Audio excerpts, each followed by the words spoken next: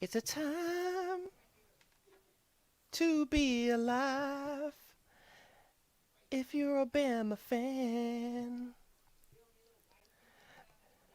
Sorry for the cringe singing, but I just had to pull that off. I'm not gonna lie to you. But seriously, man, welcome to the JanceSports show.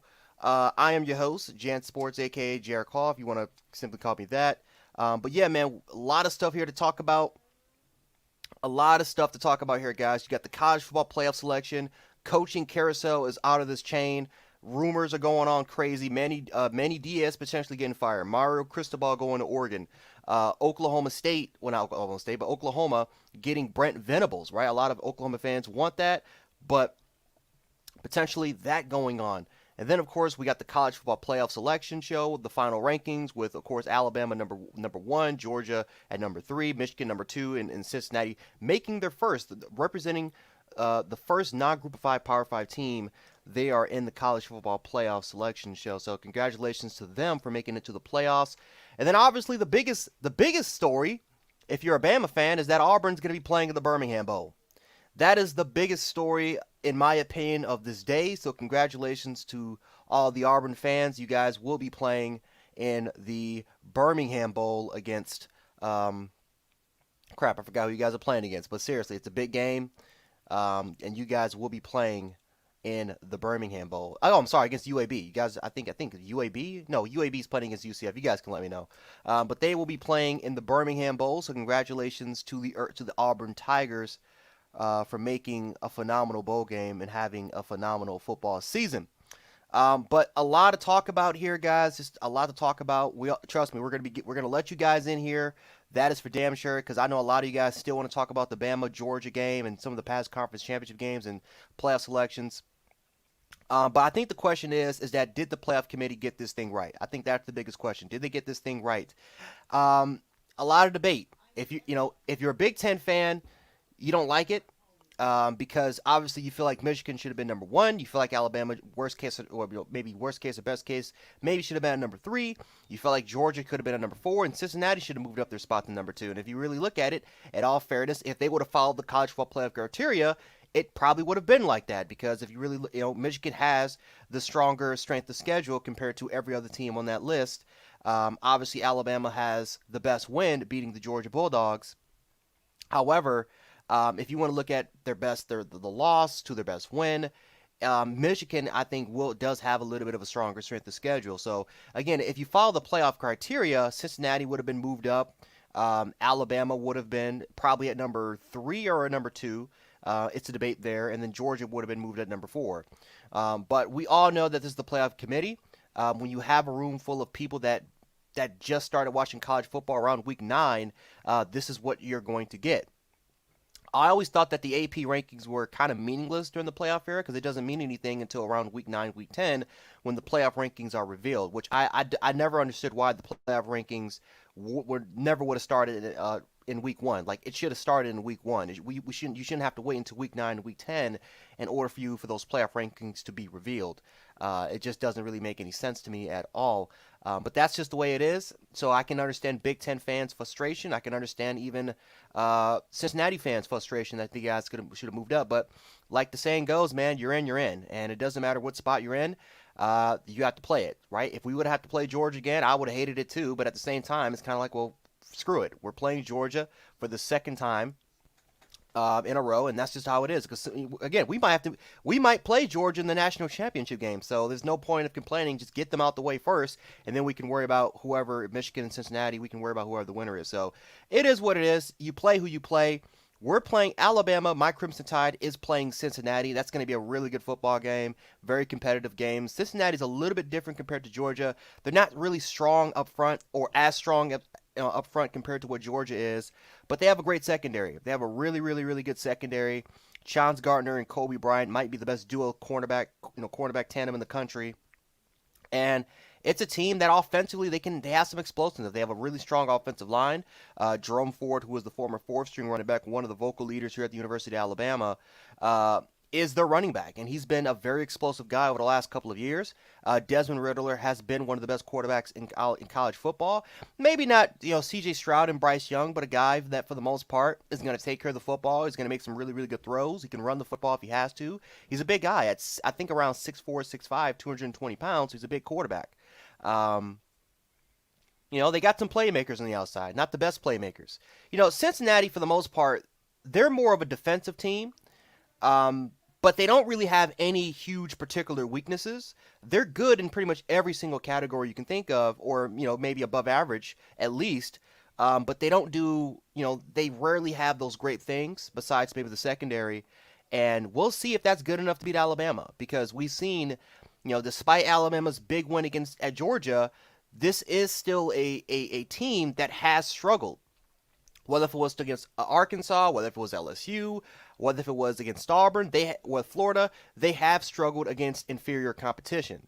So that possibility is still being there. I think a lot of people still assume that this is still a young team, so we'll just go with that narrative that Alabama, I think, is still a little bit of a young team.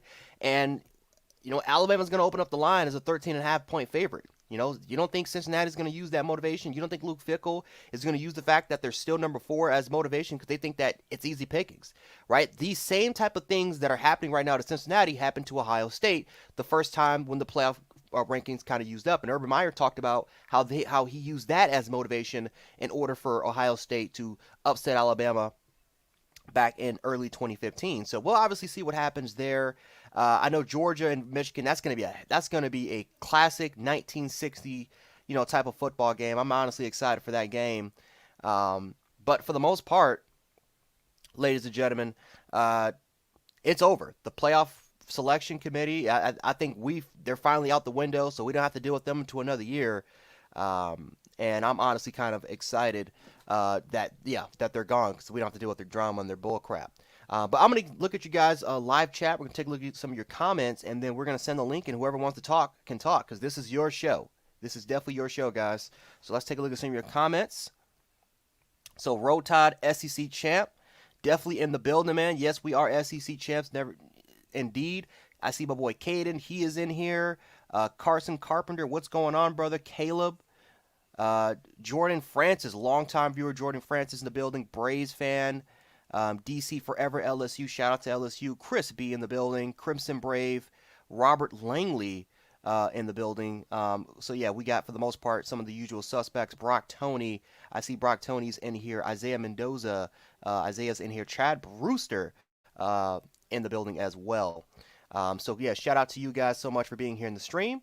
So I am gonna drop the link, and whoever wants to come on and talk, let's do it. Let's talk it. Let's get it on. So we'll definitely see who wants to join in.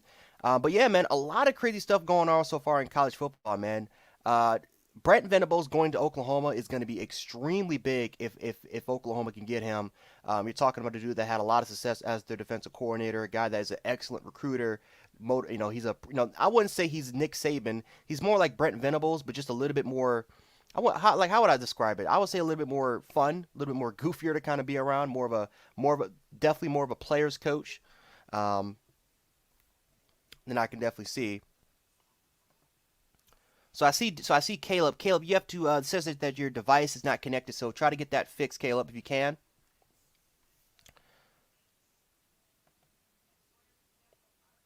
Okay, yeah. So they got to connect the mic. So yeah, you got to connect your mic and your cam in order for you to kind of join them here. So Caleb, definitely make sure to do that, brother.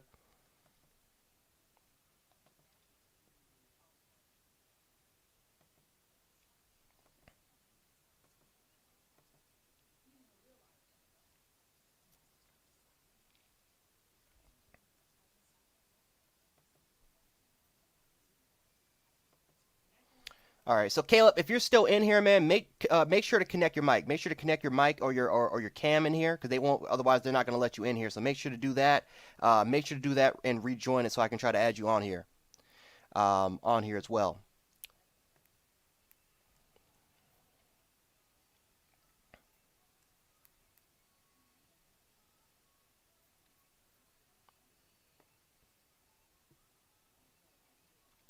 But anyway, guys, Want to quickly talk about some of the things, including bowl selections, right? So bowl selection Sunday happened today, 2:30, and we all know what happened, guys. We've seen Utah, Ohio State. That's for the Rose Bowl. I'm not gonna lie to you guys. I think Utah's gonna win that game against Ohio State. I think that's gonna be a game where I don't know if Ohio State is gonna show up completely. I think that Utah has a very, very good matchup as far as run. They can run the football. They can play great defense. They just pretty much give all the recipes to that have definitely given Ohio State a little bit of trouble over there.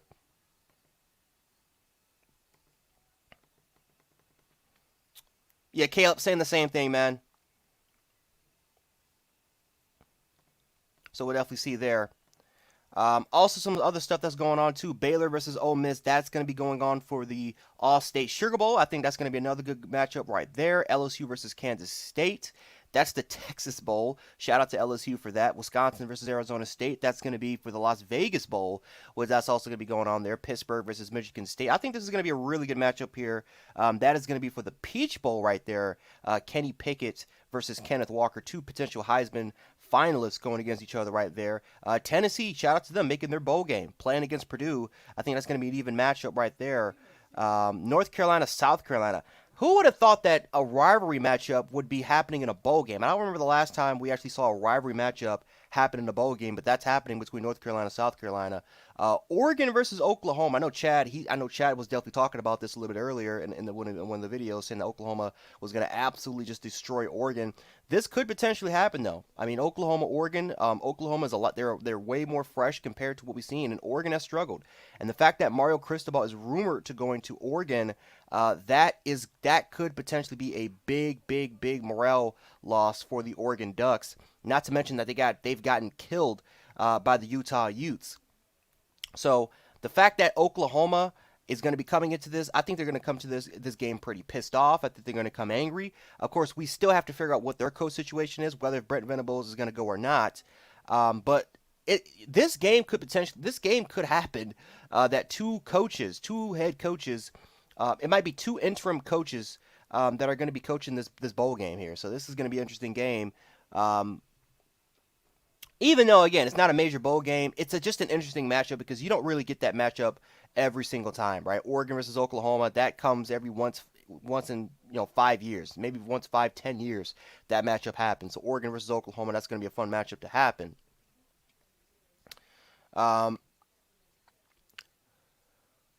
Of course, we got the major bowl game also as well, Oklahoma State, Notre Dame. Like I said, these two will be playing the Fiesta Bowl, and two teams that were extremely close to playing in for the college football playoff, right? Notre Dame was at 5th at one point. They got, and they just were close, but they were literally a win away from getting there, and then Oklahoma State was literally an inch away from going to the college football playoff.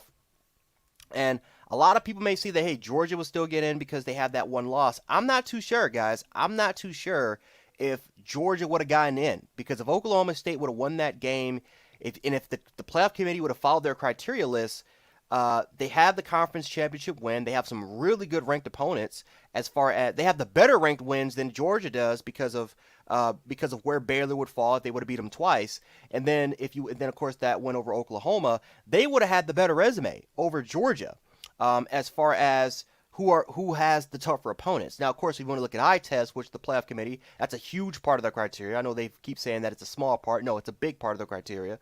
Georgia would definitely win in that category, but everything else, Oklahoma State will win. So Oklahoma State, you can make an argument, was literally an inch away before going to the college football playoff, but Oklahoma State will be playing Notre Dame for the Fiesta Bowl. Two teams that barely missed out. We'll see how that game is played.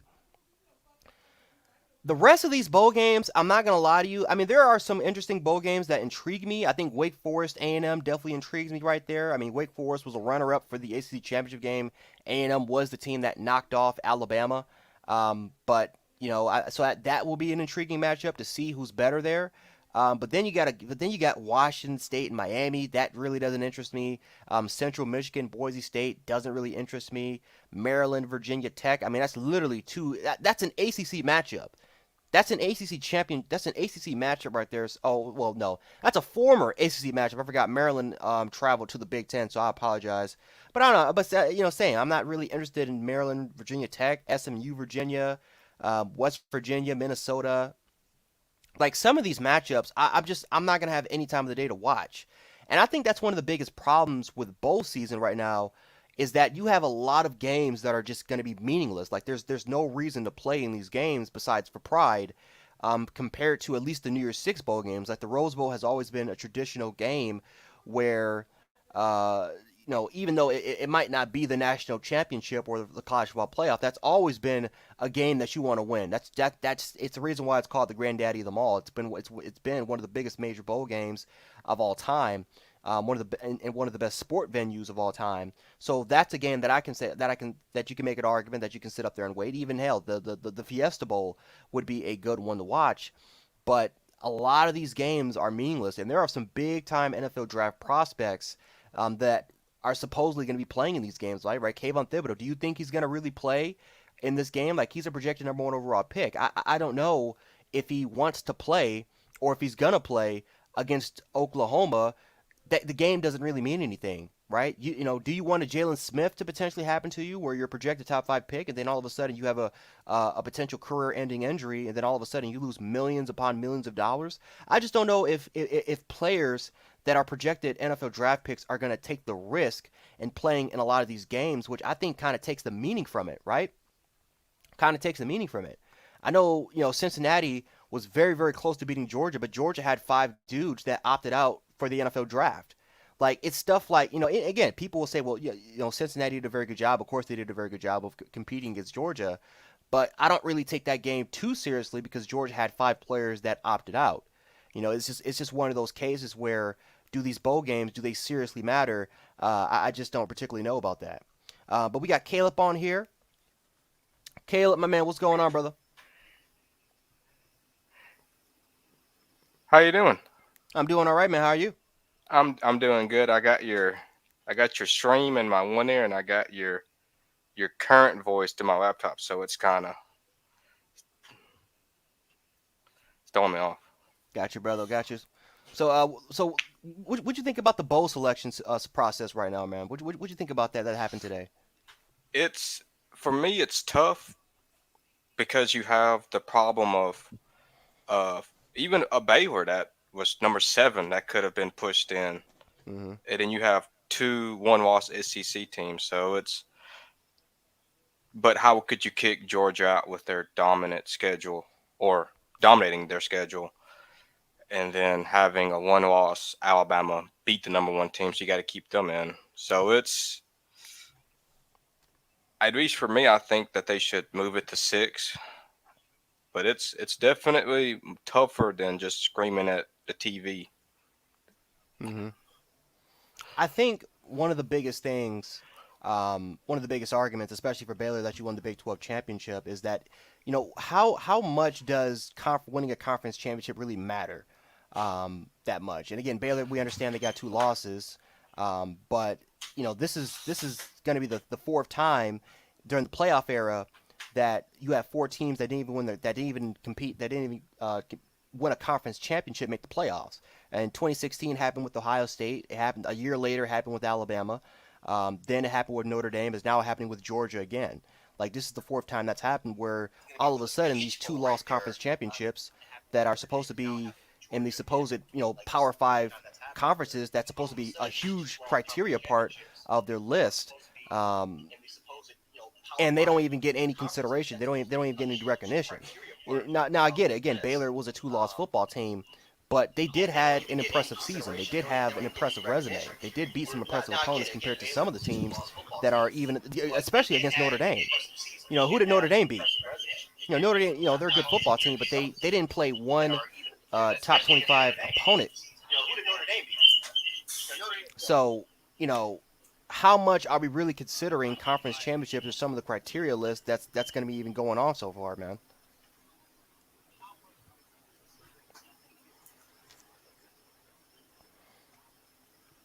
Definitely one of the things I want to talk about. Caleb, can you mute that the echo in the background? Oh, can you hear me? Yeah, I can hear you, man. Yeah, I think it's. Yeah, I got you. Okay. Is it gone? Yeah, it's gone, man.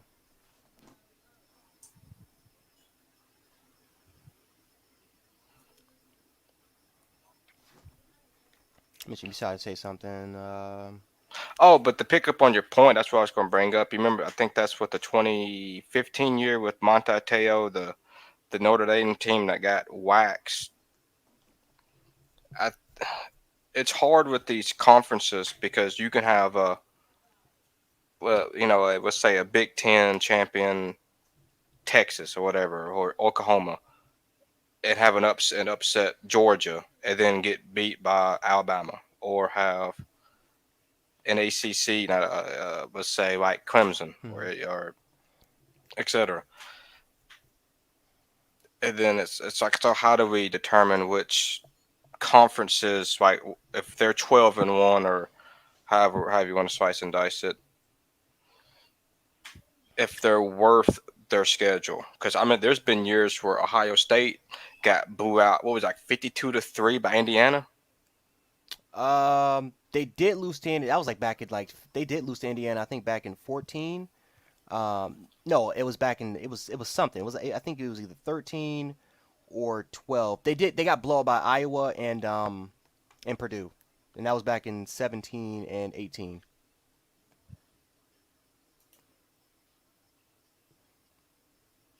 Yeah, so yeah, Iowa put up 52, Purdue put up 49. I remember those games, but I think Ohio State both scored over 20.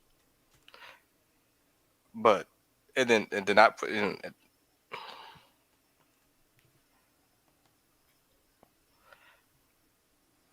and then Oh, like the next year, Ohio State can be a number one contender. So mm-hmm. we struggle with the ambiguity of trying to figure out what schools should be in and out. Mm-hmm. Yeah, the whole. So I definitely see kind of there's a comment I want to see. I heard about Robert Mechie. Yeah, Robert Mechie, he's out for the rest of the year. He tore his unfortunately he tore his ACL, so he is done for the rest of the year. But yeah, I mean that's the debate that's been going on with the college football playoff committee, even with this. It's kind of like you look at the top four rankings, and you know, it's once again that the criteria is not even being followed. And I understand why Michigan fans and other fans outside of the SEC are even mad about this because Cincinnati, they've been at number 4 for how many weeks now, undefeated. And at some point, you can't help who you play. But even though you played Notre Dame, which is a great win, it's one of the best wins in college football. And then you went ahead and you beat Houston. You did your job, and they just continue to stay there at number 4. While Georgia, even though yes they were the unanimous number 1, they got embarrassed by Alabama for the SEC championship game. They didn't even win their conference championship. Uh, you know, uh, Michigan, and I get it. Michigan was great. Michigan had a great run, but at the same time, you can make an argument that they could have moved up to number 1. And then of course you look at us. We beat Georgia, of course, but we have had some struggle wins. So it's just how it's the question really is how much does the playoff committee really consider the criteria? Like, how much do they really follow it? Like, do which things matter, right? Is it the eye test?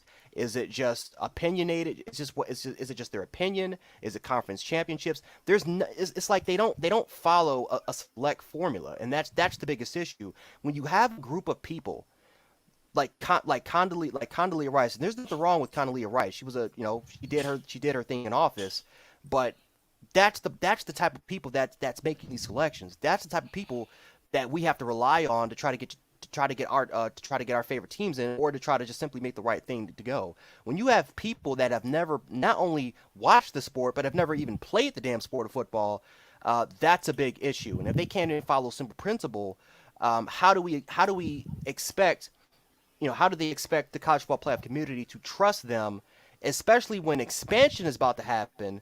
And if they extend it to 6 or 8 teams, no matter what they're going to do, there's always going to be that debate of this team is left out, and did they make the correct decision?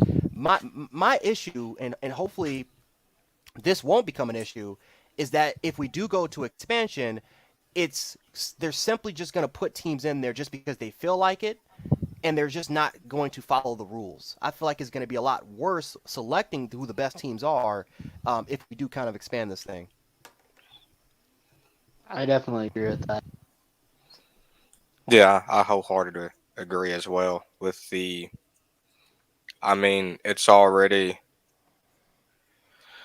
hard as it is, and then definitely. I mean, are we? Let me ask you this, Jance. Do you think we would take games away from the regular season? So not only their weight, but purely play less games, or would you think football would then go into almost in the middle of February or?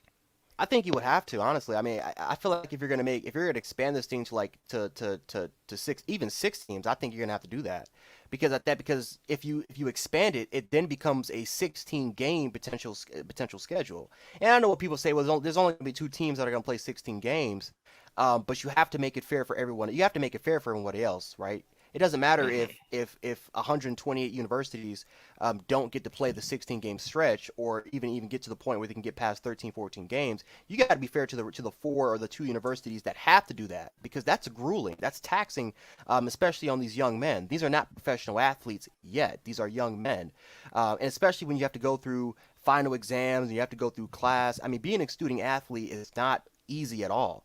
So you have to take. So in my opinion, take some games away, right? Take some games away. I mean, my thing has always been is to have one preseason game, shorten the regular season a little bit, um, and then of course you can allow conference championships and stuff like that. But again, when you expand this thing to six, eight teams, conference championships are really going to be meaningless. I don't think they're going to hold that much meaning anymore, in my particular opinion. So in my opinion, I feel like they have to shorten it because you don't want a 16 game stretch. Um, but obviously that's up to them. Yeah, I mean, because like you said, I mean that there's, well, not only that, but I mean, okay, let's take a team that has, let's say, out of 22 starters on the both sides of the ball, they have so many seniors, right? How many of those experienced leaders can make it to the end of the 16 games without injury? So you can, I mean, that's not even fair because the team that started is not going to probably more than likely be the team that finished. So it basically be two beaten up teams playing against each other. Yep. I completely hardly agree with you on it, man. I completely do, man. I do want to switch gears a little bit to that, because I know a lot of people are talking about the Bama George game. So if I can, I'm gonna talk about the Bama George game real quick. And if you guys want to add something to it, what you guys' thoughts were, you guys absolutely can do that. So the Alabama Georgia game did happen on, it did happen on Saturday. And I'm gonna Hmm. and this happened because Isify, he's gonna show up here. He's a big Georgia fan. That's perfect timing. But Georgia, for the most part, once again, it's hard to even describe it. I mean, this was a game where Georgia was supposed to win. This was supposed to be a game where Alabama was absolutely just decimated with injuries. This was the football team that literally had one running back on the roster that was healthy. The third string running back was a linebacker in Du Bois Kennedy, while Christian Leary they just had to transition him to running back, and he just came from receiver. So this is a team that's been beaten up by injuries. We had to rotate players all across the offensive line. And if Auburn, who had 8 sacks against Bryce Young, if they could do that, everyone expected that Georgia can do that. I even fell into that camp. I'm actually, again, I'm one of the first Bama fans to even tell you that I thought that Georgia could beat us since the beginning of the season. But what we learned was that Kirby Smart's stubbornness, I definitely want you to chime on this. Kirby Smart's stubbornness cost Georgia that game because the decision to start Stetson Bennett weeks prior was was his fault. That was totally his fault. It should have never even happened. Um, so obviously, we'll see what happens during the college football playoff era. But obviously, the defense let Georgia down. Obviously, Stetson Bennett made some careless mistakes that obviously gave Alabama the momentum and helped them win this game. But the debate is going to be now, can Georgia get it done? Because now you have to climb against Michigan, if you can even get past Michigan, because that's literally a mirror shadow of each other. And then if you can get past them, can you beat Alabama? Which a lot of people have been wondering if Kirby Smart can even get it done. What's up, guys? Can y'all hear me? Yeah, I can hear you, man. All right. I mean, this is my opinion, and everybody has their different opinion about the game. Uh, I just don't think Georgia has enough to beat Alabama. They never have. I mean, Mm-hmm. the last couple times we beat them, I mean, it's been a beatdown, man. Mm-hmm. And I just feel like Georgia needs to come prepared, man. If they want to play, they want to beat us. They better be on their heels, man. That's all I'm gonna say. Cause the way they played, man, and the defense was shut down. Like, come on, man. Our offensive line was on point. Yeah, man. Uh, It's just, and I think that this was another case in showing of why Nick Saban is the greatest coach of all time, Yes, because sir. if you can, if and you can go all the way back to, let's say, years prior. It all started with Lane Kiffin when he brought Lane Kiffin in, and he wanted to try to, he wanted to try to spice up the offense a little bit. I mean, Nick Saban, one of the best stories with Lane Kiffin said that Nick Saban, he hated what Lane Kiffin did. He would chew his ass out on the sidelines every single time. But one Yeah, I play, remember. yeah, Yep. he used the spread, it worked, and then all of a sudden Nick Saban's like, do that crap again? I don't run the ball, pass the ball, do that crap again. And then obviously Right, what we saw from Tua Tagovailoa, benching Jalen Hurts for Tua, it revolutionized our offense because now all of a sudden we ran so much spread and RPO concepts that we became the best passing attack in the country. right. So it's Nick Saban's ability to just adapt to every single situation that just continues to just impress me. And I look at Kirby Smart, and he's a great coach. Don't get me wrong, he's a really good coach, but he's stubborn as all hell. Like Yeah, I why? mean, I don't understand him. Why would he put Stetson Bennett over JT? Man, JT, I looked at his highlights, bro. This man's got an arm out of this world. And I do not understand. If I was him, man, I would have put JT in the second half at least of Alabama and Georgia game, man. I would have did it. And It's it could have been a big possibility. They could have made it a close game at least. You know what I mean? And I just feel like Stetson Bennett, man. I told every Georgia fan, even I told what's his name, Lou, Lou. the big Yep, Uncle Georgia Lou. fan on YouTube, Mm-hmm. Uncle Lou. He was talking all that smack about Bryce Young, calling him doo doo and all that junk. Man, Bryce Young just showed up and showed out on them. You know what I mean? I And feel like, sorry. No, go ahead, Caden. Go ahead. I go feel ahead, like bro. if he ended up starting JT, that he would have got, and let's say JT played good and I don't know, beat Bama or made the game close, the coach would have, I guess, would you say like repercussions, I guess, or like higher of a chance to possibly, I guess, get fired or whatnot. I mean, I don't really know, but like I'm trying to think like more of like something on him, I guess, like just I don't know what I'm really trying to say here, but yeah, like his decision making, I guess, would I, be in question. And and Ice, I want to hear what you have to say after this, man. But this is why he should have started weeks ago because Kirby Smart, he's comfortable with quarterbacks that don't lose him games. He's not comfortable with quarterbacks that are willing to take the huge risks. He's not comfortable with quarterbacks that are willing to win him a game. Like right. that's the issue. That's the problem. Nick Saban had that issue. Again, he didn't. We as a Bama fan, we all knew that Tua was better than Jalen Hurts. We've heard for since the summer that Oh, hell yeah. he was out playing to Jalen Hurts, Hell but yeah. he did not want to play a quarterback that that could have the potential to lose him a game. Right? Right. He did not want that quarterback with the upside. That's the same thing with Kirby Smart. Right. Jake Fromm, Stenson Bennett, and this is the third five. Think about this, for guys. This is the third 5-star quarterback that is on the bench that should be starting right now. You look at Jacob Eason. You look at Man, this guy Justin has Fields. been waiting. He is. I believe he would show out. Whoever, I believe if they give him a chance with Michigan against Michigan, he will beat Michigan. But if they put Stetson Bennett in against Michigan, I don't doubt that Michigan run over top of Georgia. And that's just because Stetson Bennett cannot throw the ball. He cannot throw. He cannot. I'm sorry. He cannot throw the ball. He can scramble a little bit, get out the pocket a little bit and fall to the left or right, when there's pressure. But other than that, man, he cannot throw the ball. And he showed that. I mean, like he literally threw the ball to Jordan Battle. I mean, right off the bat, bam.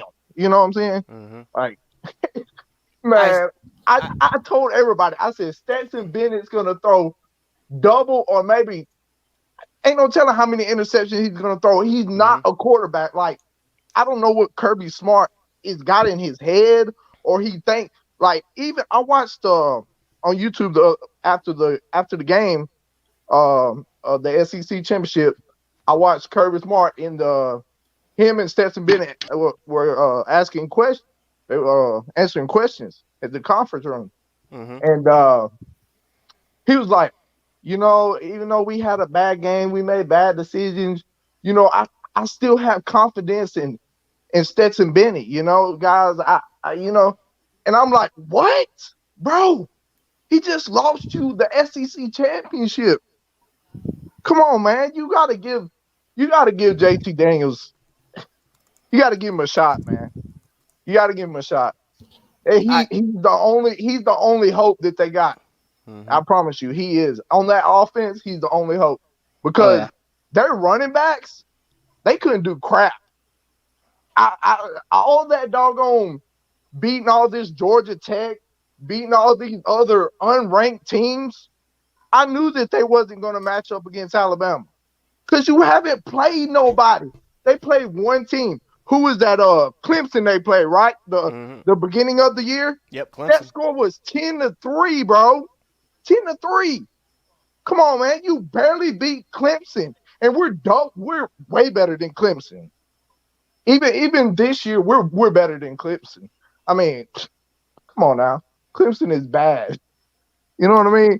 A few Mm-hmm. years ago, they beat us for the national championship, but they had a good team back then.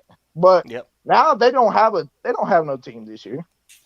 I I'm, I'm, mean, they I'm, had a, solid defense though I'm, this year. I'm gonna follow that, and Clemson has no depth.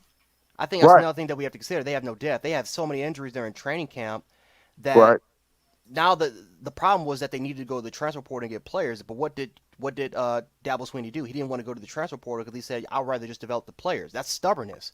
What did Nick right, Saban do? Nick Saban had all these 5-star recruits. What did Nick Saban do? He went to the transfer portal anyway because he thought that I need players that can help contribute to the team right now because I feel like we still have a championship window. And he got Jameson right, Williams and Henry To'oTo'o, and now they're both potentially going to be All Americans by the end of this year. right. And you see all these Georgia fans talking about that Alabama was gonna get beat the beat the brakes beat off of them and crap. Man, that was I'm telling you, these Georgia fans, they really thought that they was finna come in there and just freaking destroy it. They thought Georgia was finna come in there and just kill us. Which If I I gave it a 50-50 because I was like, maybe they do have a top notch defense, which everybody was saying, even the sports people, they were like, oh, Georgia's only allowed what is it, six and a half points or something? What was it, gents? Six Six and and a a half? half. Yeah, yeah. 6.9. 6.9. 6.9. Yeah. Man, that is outstanding for the season, for our defense. And I just I didn't see where their defense was that great on us. I'm sorry. if I'm being honest, I thought Georgia was gonna beat the brakes off of Bama, but I I don't know. The game did not go how I thought, and yeah, Bama destroyed I'm them gonna tell you. because of how Bama played the past couple games, especially the game versus Auburn. I totally thought Georgia was just gonna beat them down, but that did not Look, happen. that's where you can't underestimate Alabama. I've been an Alabama fan since I was 7 years old, man. I'm 24 years old, and I've been watching them ever since I was a kid, man. Bama is they are outstanding, man. They get the best players.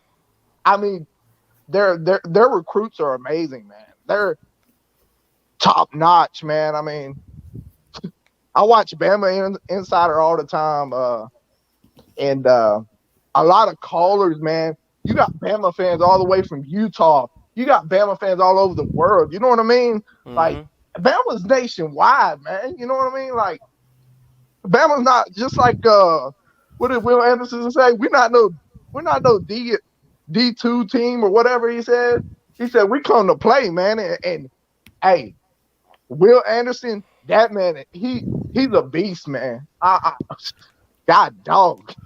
He is a freaking beast. That dude is awesome. As fast as he is and can get to that quarterback, it's so quick, man.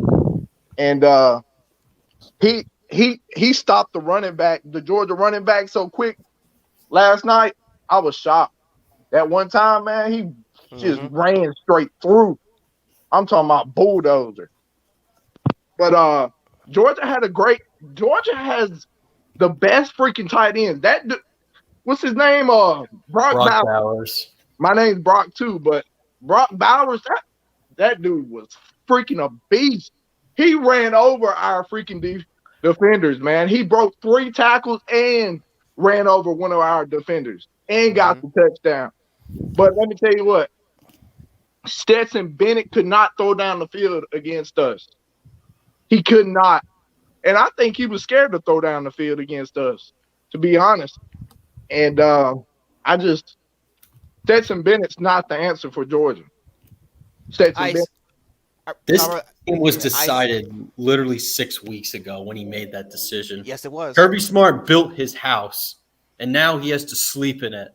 Yeah, he made his bed. Now he's got to lay in it, buddy. Well, I think part of the problem that we have too is Kirby. Like you got to look when Kirby Smart left Alabama. It was 2015, and for the past 8 years, they had a certain play style at Alabama: run heavy, good defense, play manager, quarterback, and we win national titles.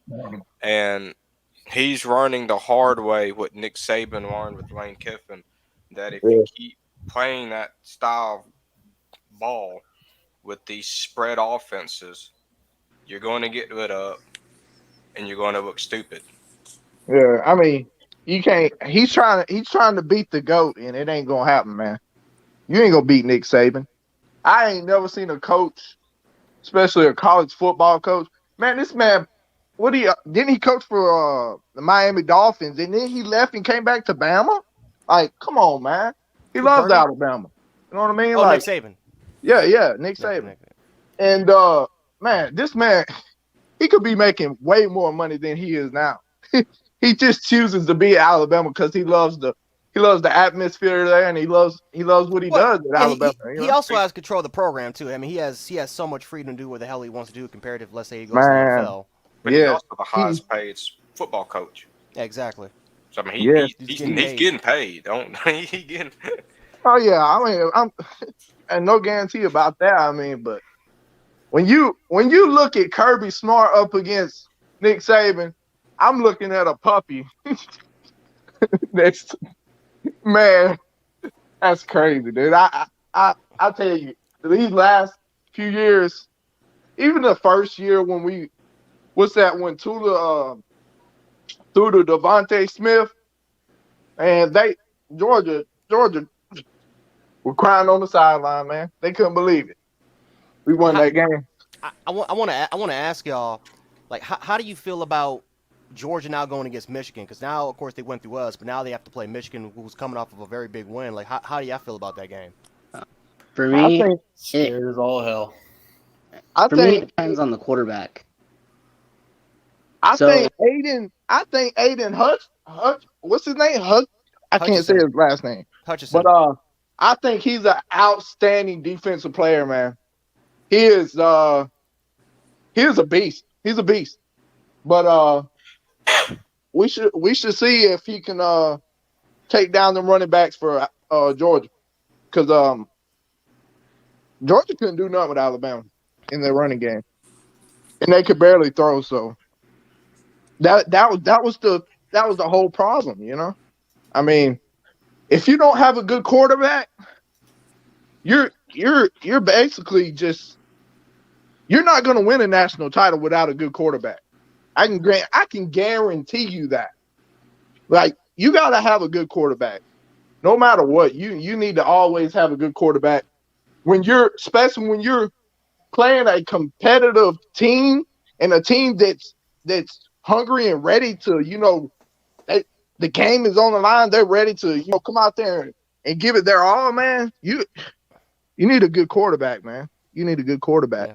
But I think Michigan will. Michigan's going to give Georgia a big run for their money. Mm-hmm. That's my. I'm going to say I'm going to give you my prediction. I'm going to say it's going to be a close score. More like I'm not going to say a big score. Maybe like 27-17, 27-21, something like that. It's going to be a close game. But I think if Georgia could put JT in, I think they win it. Let me ask you a quick question, Jance, and then I'll continue my point. Go ahead.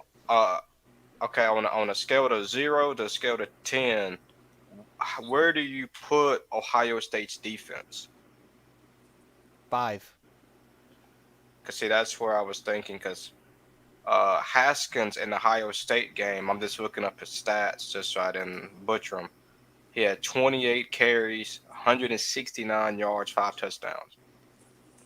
If we say Georgia's a 7 at best, and they just got unlucky with Alabama, then no. I don't see Georgia. I see Georgia being behind Michigan. I do. I mean Ohio State. I see Ohio State. Ohio State has good defense.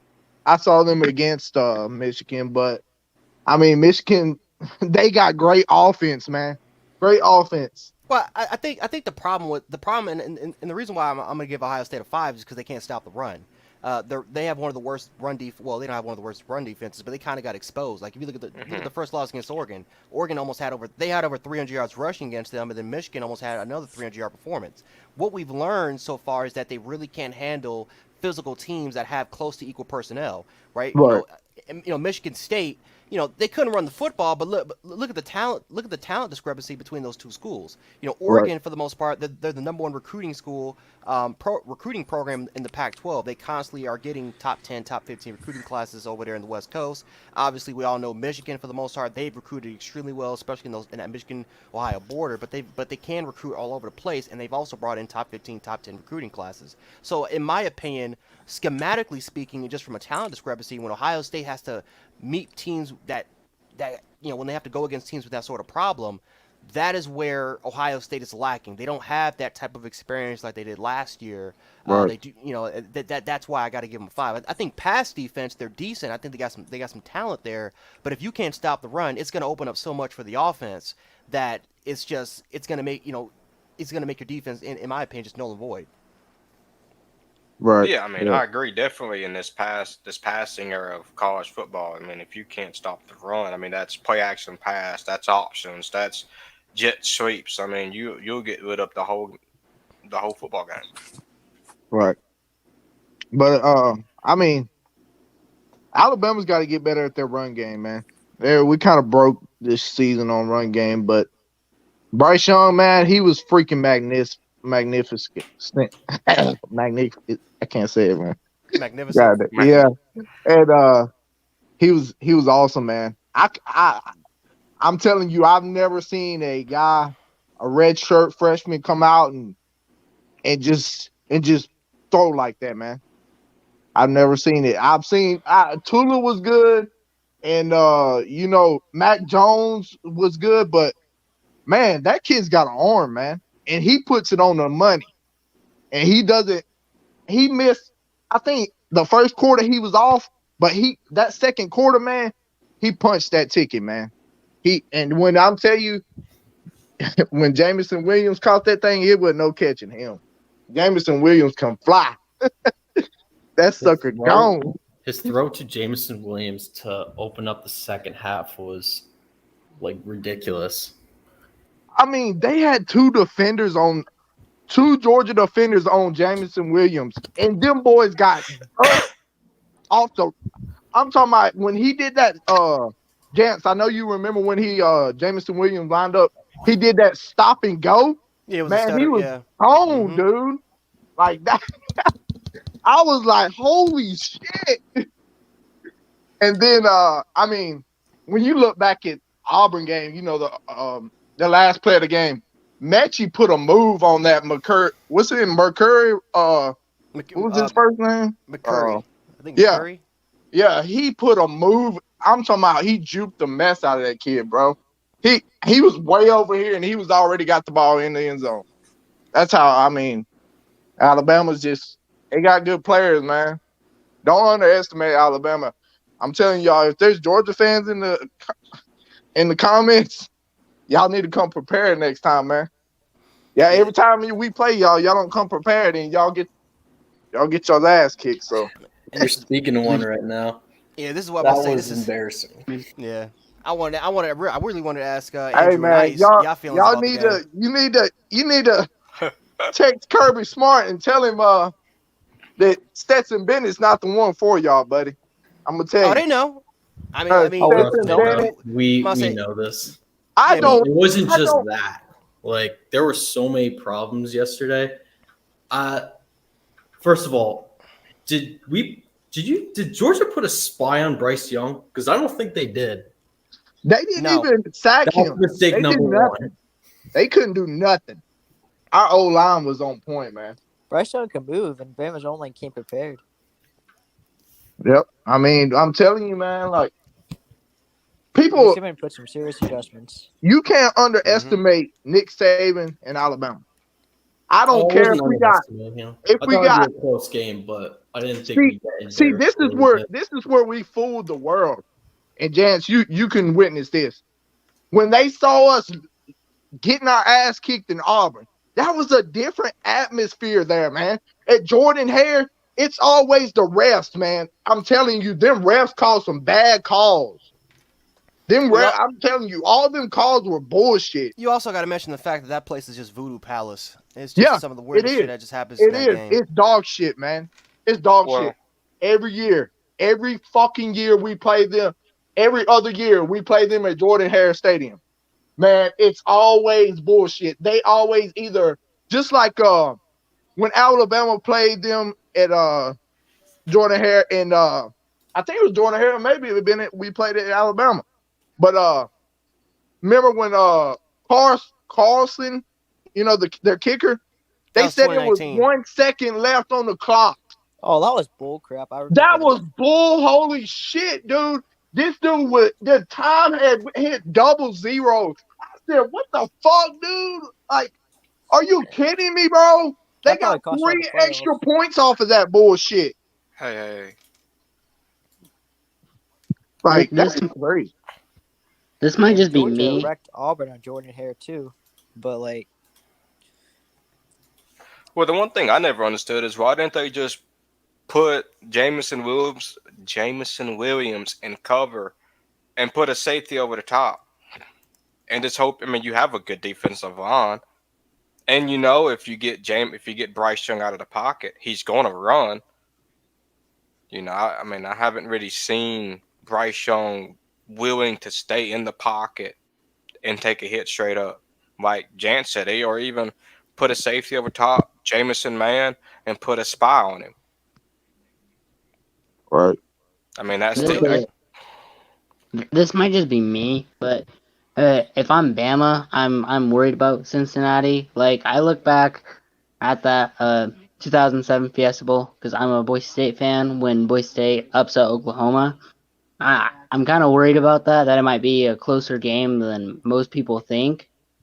Like I still think that Bama is going to pull it out, but I'm kind of worried that Bama's going to overlook Cincinnati, and that Cincinnati defense isn't like a team that you can that Cincinnati defense isn't just one that you can overlook. If this was last year, I would agree with you, but with them losing to Texas A&M and then almost losing to both teams unranked, Auburn and Texas A&M, I think they finally have got the maturity check in line to probably take Man, everybody they locked serious. in, bro. I'm telling you, Alabama's locked in. From now on out, you will not see no mistakes. I guarantee you. I guarantee you. Because when we lost that Texas A&M game, we didn't get blowed out, y'all. We it was a close game. It got down to the last minute, but they got lucky and we couldn't stop them on defense, and they got down the field and made a little Well, pussy ass field goal. You know, well, they didn't get. I mean, you can even ask Jance because I watched Jance cover the game. I Where was mean, that wind blower at? Pete Golden had our defensive running into each other. I mean, I watched Cy Harris and I forget the other.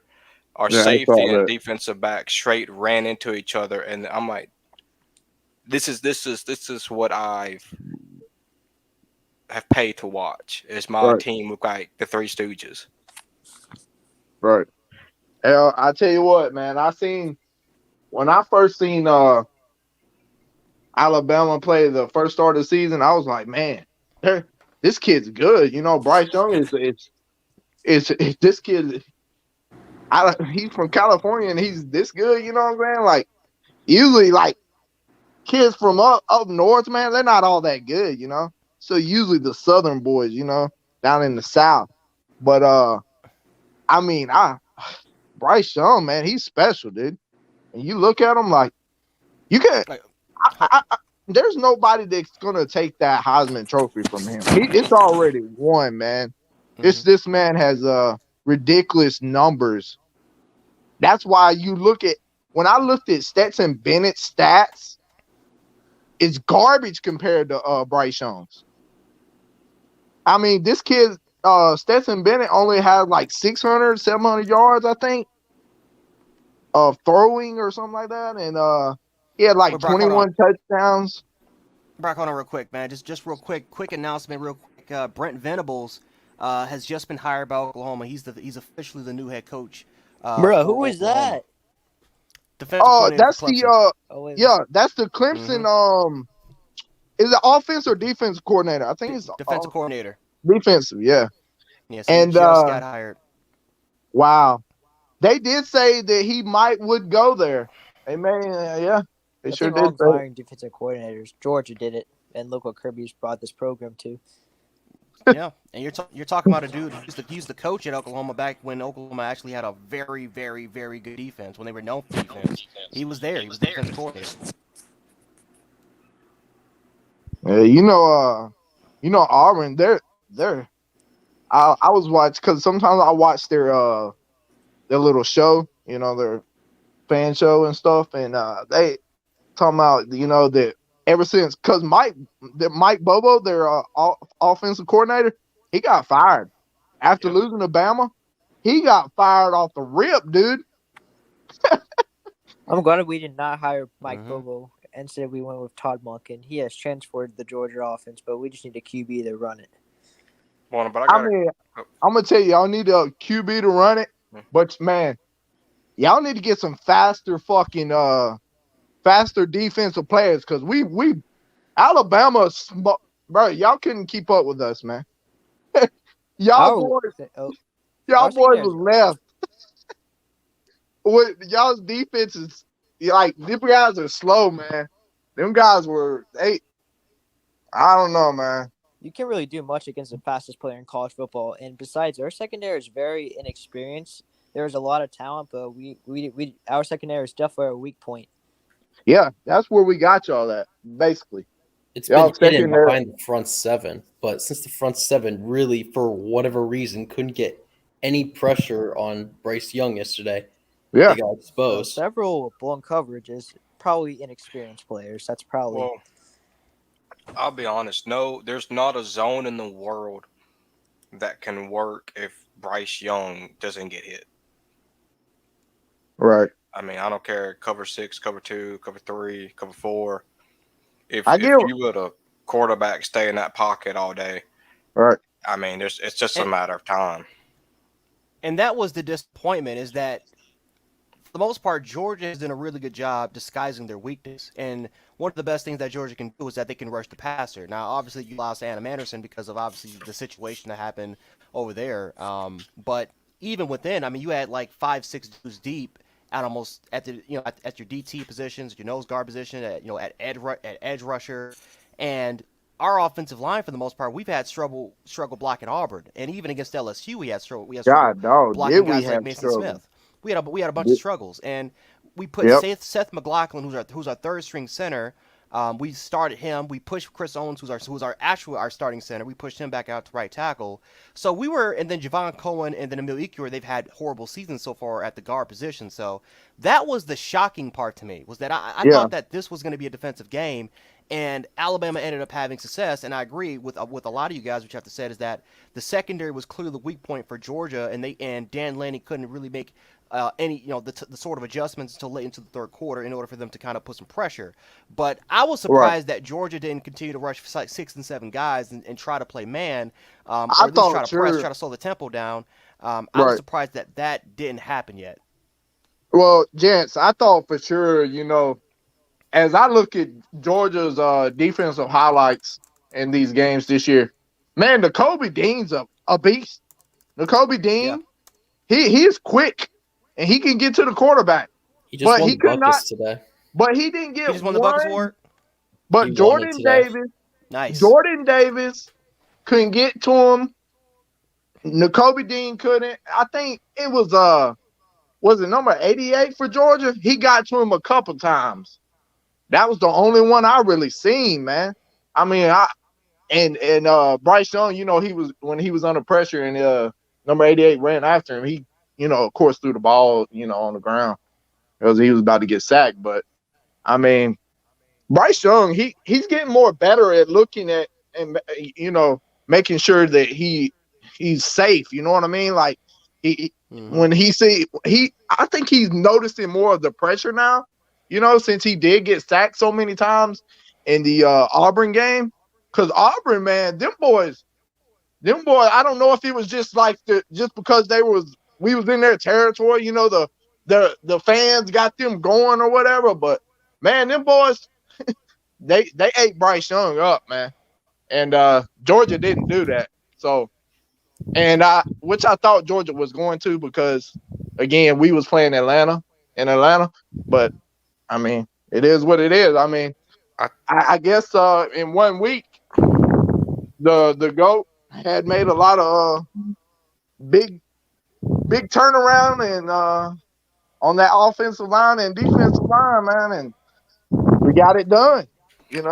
That's where I Well, put it. I And just don't understand if they were struggling with the secondary. I mean, you could have went to the nickel to the dime if you wanted to maybe have an extra linebacker. You could have stayed. right, And the nickel, no, actually the dime. The nickel was with 7 defensive backs. But right. if like you said, if you wanted to put a spy on him and see if you could get him out the pocket and he was still just as Yeah. accurate, then obviously you got to go to the nickel. And then Yep. if they, it's like I But said, you they're just remember y'all remember in the Auburn game, the last minute or less than a minute mhm. when we got the ball back, that Auburn rushed Bryce Young and he stepped up and threw it to Jamison Williams for that big first down, or was Mhm. that Mechie? Man, I'm telling you, if he could get out that pocket and sling that ball, I'm telling you, he's dangerous. Bryce Young is dangerous. If he can get out of that pocket, oh yeah, he's dangerous. He's dangerous all the way around, but when he gets out the pocket, he slings that sucker. I seen him. But I got He's on target, man. a quick question for Jance, because I was meaning to ask this Hmm. after or right in halftime, but I didn't get a chance. Go ahead. What do you think we should do with Pete Golding and Bill O'Brien? I think that's a really good question now, because this is the third year in a row where Pete Golding had a very very rough start to the season, and then all of a sudden we get to the second half portion, or at least the last 2 to 3 games close to the offseason, and all of a sudden Pete Golding is now everyone's praising Pete Golding, and I think for him, I think for us now, I think we honestly have no choice but keep him around. I mean, if he gives up around 40 or 50 points to Cincinnati, then every single Bama fan will rip his head off. It's just Oh we'll yeah, call yeah, for his yeah. we'll He's we'll, out we'll of go there. ahead and we'll go ahead and Yeah. call for his job again. I mean, it's the same thing with Bill O'Brien. I mean, these are two coaches that for the most part have had inconsistent play, and that's one thing that we haven't been accustomed to seeing was just inconsistency from our coaches, right? With Steve Sarkisian, with Bill, I'm gonna say Bill O'Brien, with Brian Daboll, with Mike Loxley, even with I forgot Jeremy Pruitt, and obviously with Hmm. Kirby Smart. Like we're so used to consistency that all of a sudden we get to a portion now with our team, and now it's just we look like a great game. We look like we have a great time, and then all of a sudden the next game it's a bad performance, and then the next game it's a good performance. The next game it's a Right. great performance. The next game it's a bad performance, and it's It's up constant and down. repetition. Yeah. Yeah, it's up and down. It's constant inconsistency. So I think if we go ahead and let's say we win the national championship, I think every single Bama fan, every single Bama fan, will, for the most part, just forget about the Golden situation until next year comes around until he continues to struggle again. But I think the fact of the matter is for Nick Saban, he's going to keep Pete Golding around. He's going to keep Pete Golding around until Pete Golding wants to leave. And the reason why for that is because he wants to groom Pete Golding to be the next Kirby Smart. He wants to groom a young defensive coordinator instead of getting an already established defensive great because let's say they're here. I mean, maximum they're going to be here for maybe 2 years. Minimum they're going to be here for about a year, and then they're going to go out somewhere else, and then you have to restart the process of trying to find that defensive coordinator. Bill O'Brien, I'm telling you right now, I wouldn't be surprised at all if he gets another head coaching job after this offseason. I would not be surprised at all if he gets a head coaching job.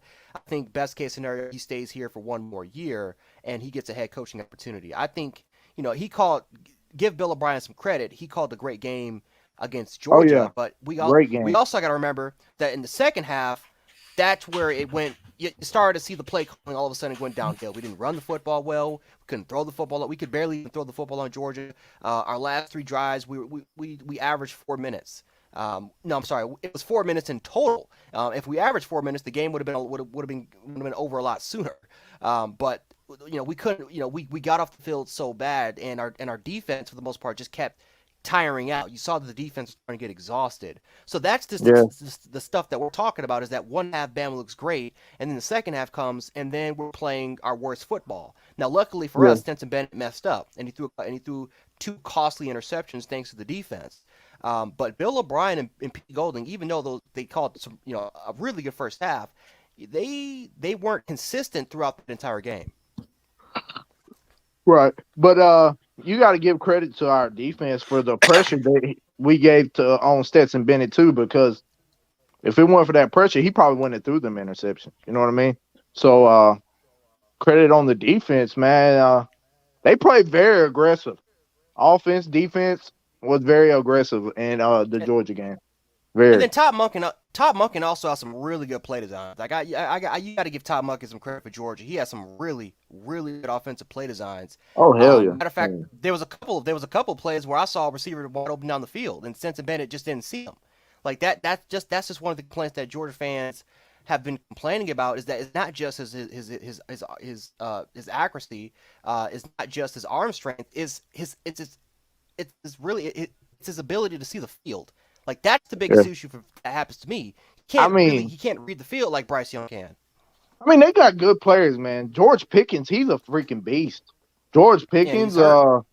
their tight ends. Yeah, he's hurt, but he played he caught that ball, that one ball downfield, over our two defenders, That was a good catch. That was a hell of a catch, actually.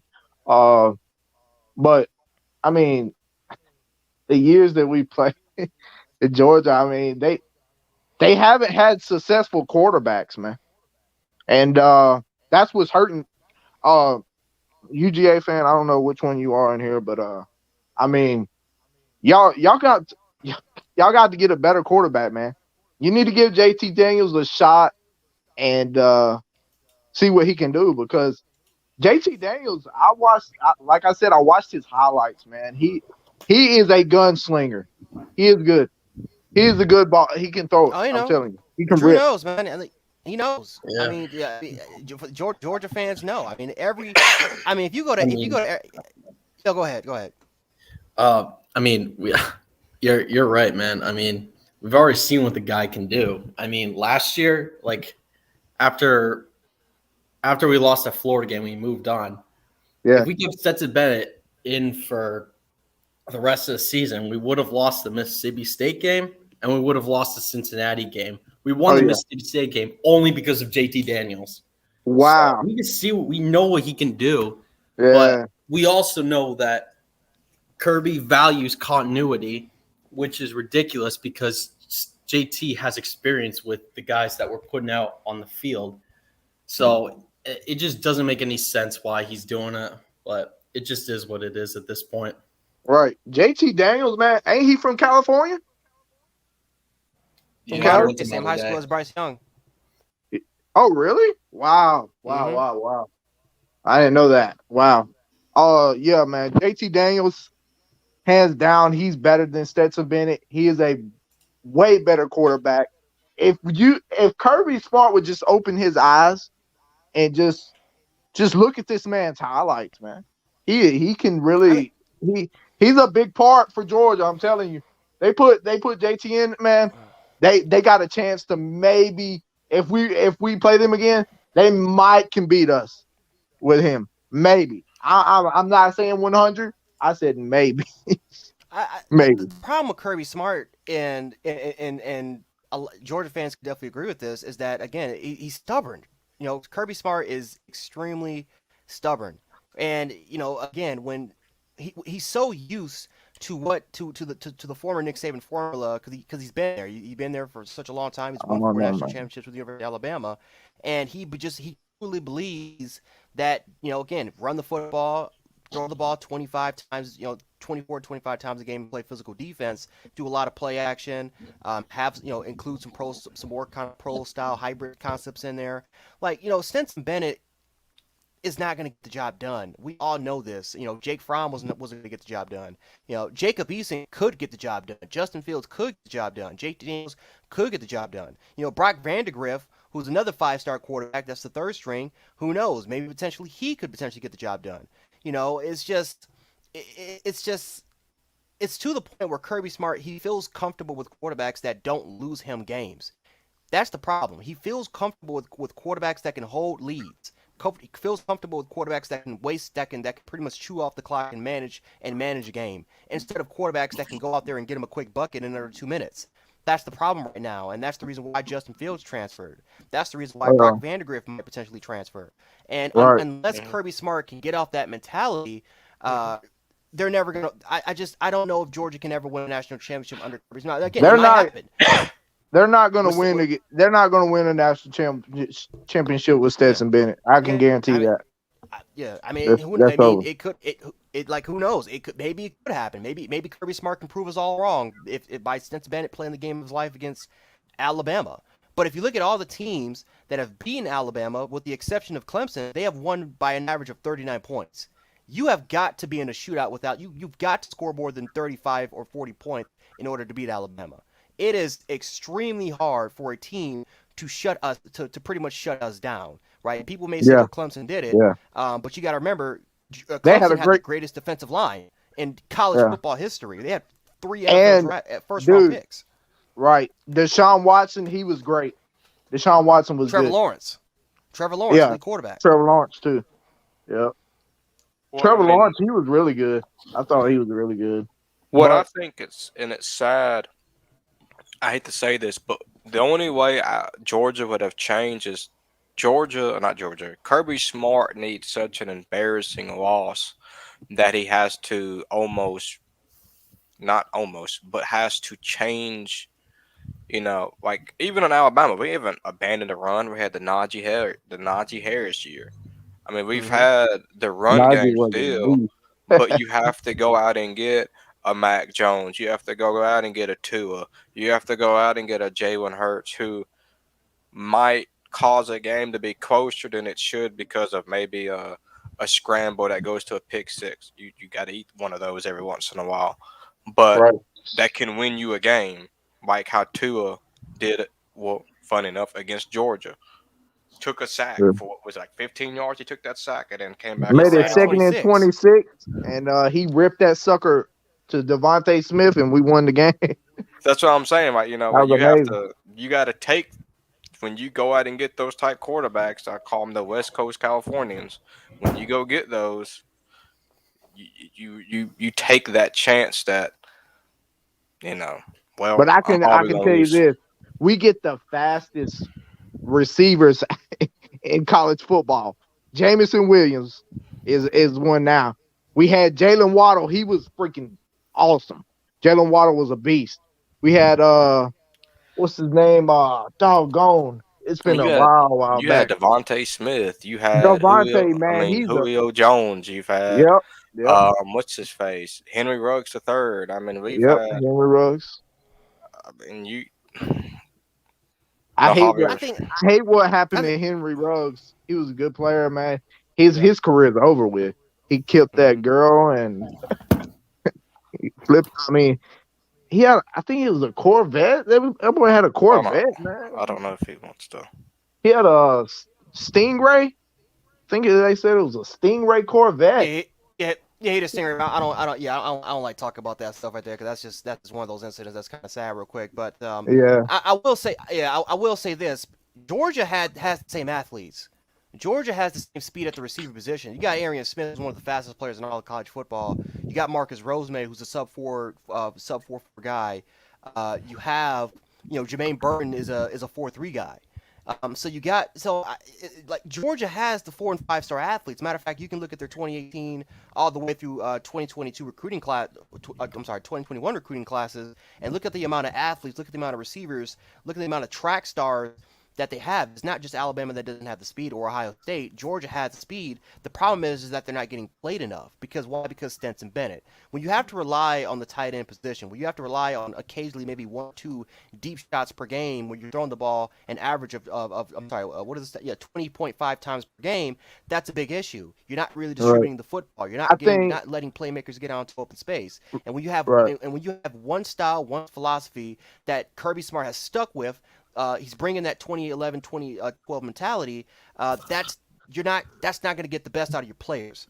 I think Kirby Smart is favoring Stetson Bennett too much. That's what I think. And Oh, go ahead, man. Sorry. I think he's favoring him too much, man. He, like he said in the conference, he has a lot of confidence in Stetson Bennett. He said, and this was after they lost. Y'all lost. You know what I'm saying? He's still saying he has confidence in this young guy. You know what I mean? So I don't know if he's gonna listen to you, y'all fans. I mean, I would hope he would, man. You know, I hope he opens his eyes. I haven't watched the video yet, but I seen a video on YouTube that I'm gonna watch. It said that Kirby Smart discusses the quarterback situation, you Oh no, know, Kirby this Smart, season. Kirby Smart pretty much said the same thing that he's been saying all the time, that it was his defense that was kind of the issue. They didn't make the key necessary stops. They'll take a look at to see who's the best position, but they know that they can look at Stetson Bennett, they can work on Stetson Bennett, they can fix the mistakes. I mean, pretty much what he said is that Stetson Bennett's going to be our guy. That's our guy, Yeah. and I mean, Stetson Bennett that's did the same thing last year. That was the difference in the game. Played a big part in the game. When you got a quarterback that throws interceptions back to back like that, man. I mean, you can't beat Alabama if you're gonna throw interceptions like that. You can't Well, I beat mean, Alabama. well, not I only mean, was it interception, but I mean it was a pick six in a game that you're trying to come back in. I mean, it's right, one thing to right. give the ball over, but to give them an immediate, and then on top of that, I hate to shoot him down like this, but then he got pushed out of the end zone in his own interception. Oh God, yeah, that dude pushed him so like it was nothing. He just like get out of like bam, get out of. I'm like, damn, man. He just was like just easily tossed to the side. You know what I mean? Like get out I the way. just, and I mean that's the one thing I don't understand too. It's like we've all basically, not to beat a dead horse, but we all understand that Kirby Smart does come from a very Oh yeah. old school mentality under Nick Why you Saban. think? Why you think he has his team is competing with Alabama? Because he come from Bama, man. He Well, come but from the Bama. but the but the point that I was making is that even Nick Saban, when Jalen wasn't getting it done, he's like, well, I got Tua, and Yeah. then vice versa. You would think that he's like, well, if Nick Saban has made this decision, that maybe I as well Right. should at least give him the third quarter. If he don't do well, throw him back on the bench Now, and put right. I him back remember in. when I remember when they took Tula out and they put Jalen in. He made the biggest comeback in history on Georgia. Remember when we won that game that year? What year was that? 2018, I want to say. Was it? January 2018. Yeah, man. That Jalen Hurts, I'm telling you, he could scramble. He could get yards. I love Jalen Hurts. I thought he was good. But I think Bryce Young is better than Jalen. Oh, it's not even a debate. It's not even Yeah. close. I mean, throwing wise, Jalen Hurts couldn't throw that good. He was kind of like Stetson Bennett, but Stetson Bennett can't even run that good to me. I Like, wouldn't, I wouldn't, I wouldn't, I wouldn't put that on Jalen Hurts. I mean, he wasn't. I I would mean, put him. I would put him like in the Tebow, like the Tim Tebow conversation. yeah, yeah, yeah, and we gotta remember that Jalen Hurts was raw, right? Jalen Hurts was a guy that shouldn't even been the starting quarterback in 2016. It should have been Blake Barnett. But the problem was that Jalen Hurts he was very raw, but he could make plays. He added a different dimension that we haven't seen since Blake Sims.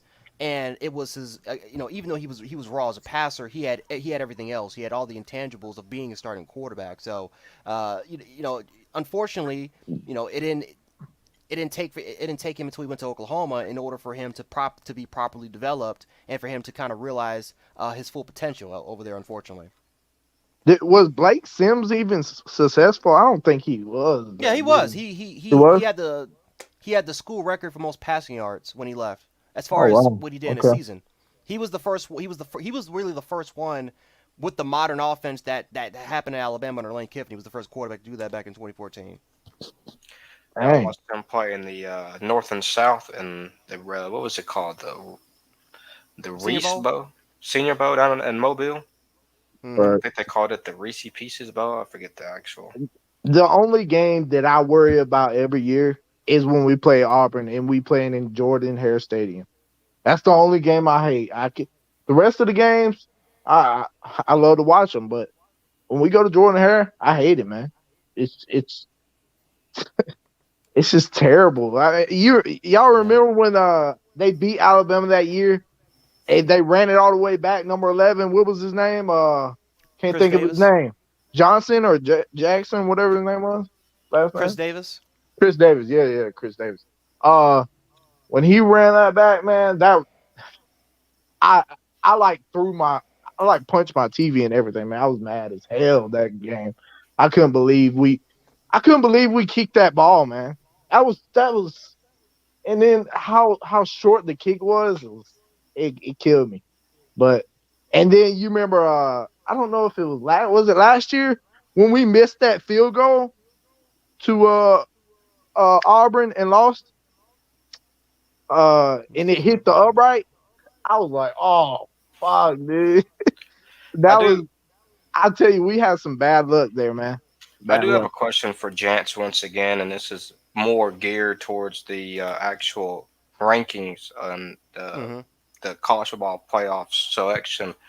Is taking one game off the regular season and replacing that what I call the preliminaries to the SEC. So basically, um, either take the first game off and then just move everybody, shift everybody down, and then the last game of the schedule is the top two teams out of the West. So let's say hypothetically Alabama and Texas A&M, they play.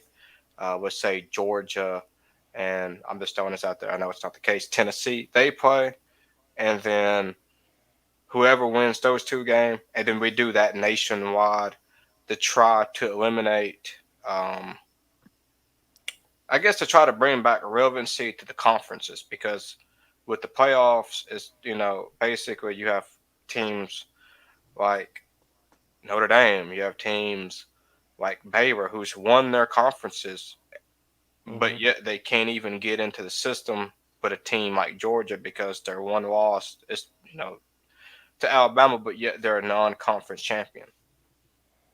Yeah, What do you think about I'll that? answer yeah, I'll answer this question. And then I think I'm gonna shut the stream down because I do got some stuff I gotta do, guys. All right. But um, I do think that it's the start. I think I do like that kind of playoff format of there. The 1 and 2 seeds, I do agree. They need buys. I think 1 and 2 seeds, if we do have an expansion, we need buys. Conference championships definitely should matter because, again, it's happened 4 times. It's happened 4 times where you had teams that didn't even win their conference still make the playoffs. Even Notre Dame, who they joined the ACC last year, but they didn't make it to they didn't win their conference. They got absolutely smoked by Clemson, but still made it at number 4. So we need to really start rewarding conference champions. If it's such a huge criteria, and that's really the problem, is that we have something that we have a plan in place that we don't even follow the criteria. That's why I'm saying, even if we have that format, will the playoff committee even follow that? Will they even follow the plan? That's really the biggest question right there. Because it's been proven that they can't. It's been proven that opinions matter. Opinions are the biggest criteria. That's what truly matters when it comes to judging, right? It's all about the certain eye test. And when you have people that don't know the game of college football, when you have a bunch of people that don't watch it, such as the hardcore college football playoff community, like we do, like this community does, that's the biggest issue and that's the biggest problem so far. So I think, the expansion. I think having a group of 5 team automatically in, I think it's a good idea. I think obviously having those buys are a good idea, and obviously we need to start rewarding more conference champions. But I think the biggest question is that what about the other non-Power 5 group champions? Like, what about them? What about the MAC? What about the Mountain West? What about the Sun Belt? What about those Yeah, potential conference champions? the I think USA that's the Conference. biggest. The the USA conference. What about those particular conference? That is what's going to be brought up. So I feel like every single time that we kind of step back and we try to say, okay, when we have debate about expanding, there's always going to be someone that's going to be left out. And again, everyone's going to have everyone's going to have a complaint. Everyone's going to complain that they're going to be left out. But truly, again, some of these conferences are not going to be rewarded. These are things that you should get rewarded for, instead of playing in the Birmingham Bowl against Auburn. Right? You shouldn't have to be playing in the Birmingham Bowl. You shouldn't have to be playing in a meaningless bowl game by simply doing your job and winning your conference. You should be rewarded by playing at least in a New Year's Six Bowl, or by at least playing in a playoff system where you can have a shot to winning a national championship, because at the end of the day, this is what it's all about. Right? This is not the FCS. This is the FPS. This is the FPS, and it's 130 teams, where every team should have an opportunity to compete for to compete for a playoff if you do your job, which is the first thing you should do is win your conference. I feel like that is something that needs to get fixed, guys. But anyway, guys, I actually do have to kind of shut this thing off because I do got to get something to eat. I have not eaten all day. But All All right. right. Caleb, Brock, man, appreciate you guys coming on Yeah, the panel, man. I wanna just say a few words to you. Uh, I just found you. I'm the SEC championship. I have my name at SEC champs. Uh, Yep. but my name is Brock, by the way.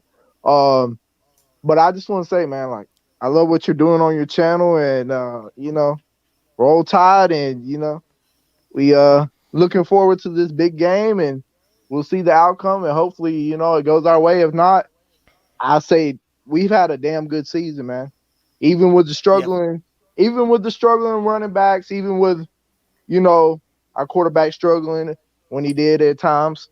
But we had a good season, and I'm gonna stay liking the videos and watching your videos and comment, and looking forward to hearing you again, man. And you have a blessed night.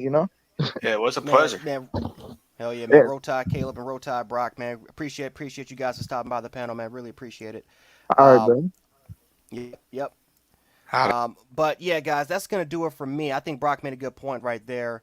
But yeah, man, appreciate everyone for stopping by the live stream. I'm definitely gonna be doing more of these live streams a little bit more frequently. So definitely stop by and definitely do. I thought we had a good stream overall. I thought we had a really good stream overall. But yeah, man, more playoff content, more college football content definitely on the way. Matter of fact, I'm actually going to be doing the Oklahoma video, so definitely stay tuned for that. We're not completely done for the night. But appreciate everyone for stopping by. Again, we'll be doing more of these in the future, so definitely stay tuned for more of those. But yeah, guys, that's going to do it for me for this live stream, man. JanceSports, aka Jance716. Definitely stay tuned because I will do more content. So hit the notification bell, like the video, subscribe. and really would definitely appreciate that. But anyway, yeah, JanceSports, and I'm out. Peace.